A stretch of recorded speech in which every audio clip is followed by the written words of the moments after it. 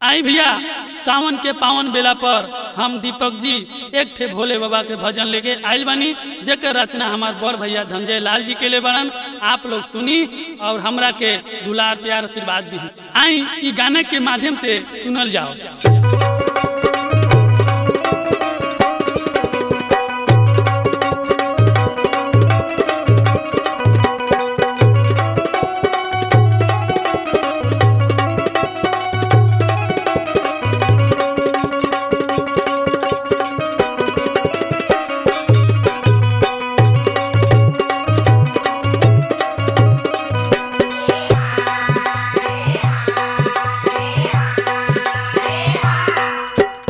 ऊंची रे पहाड़िया पर चला चढ़ल जाई हो, ऊंची रे पहाड़िया पर चला चढ़ल जाई हो, ऊंची रे पहाड़िया पर चला चढ़ल जाई हो, ऊंची रे पहाड़िया पर चला चढ़ल जाई हो।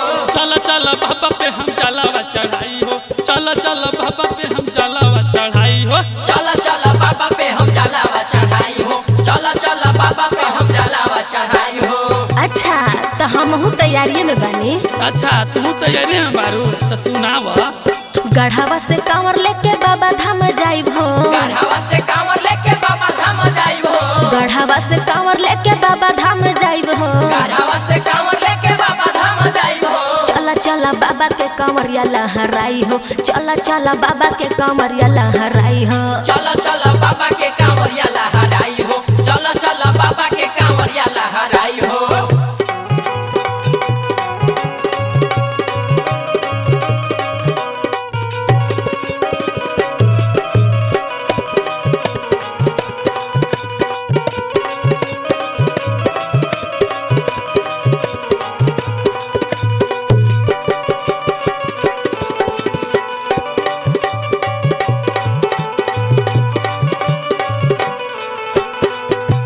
अब जाना तारू का चढ़ाई?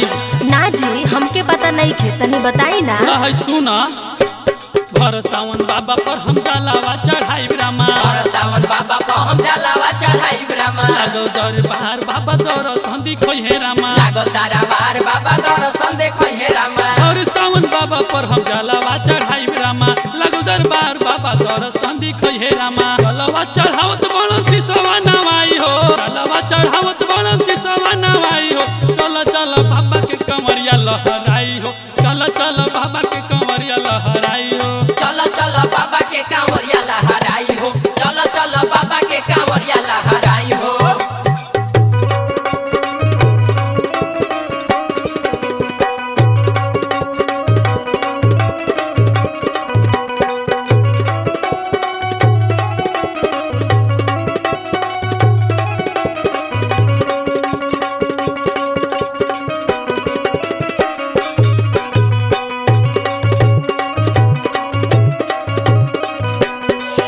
और जाना तनी का चढ़ाई?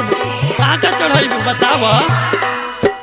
गजवाया भंगिया के भोगावा लगाइब रामा, गजवाया भंगिया के भोगावा लगाइब रामा। दीपक जी से भजनिया गवाइब रामा, दीपक जी से भजनिया गवाइब रामा। गजवाया भंगिया के भोगावा लगाइब रामा, दीपक जी से भजनिया गवाइब रामा। बरज सुदीप संगे देव घर जाइब हो, बरज सुदीप संगे देव घर जाइब हो। चला चला बाबा के कांवरिया लहराई हो, चला चला बाबा के कांवरिया लहराई हो, चला चला बाबा के कांवरिया लहराई हो, चला चला बाबा के कांवरिया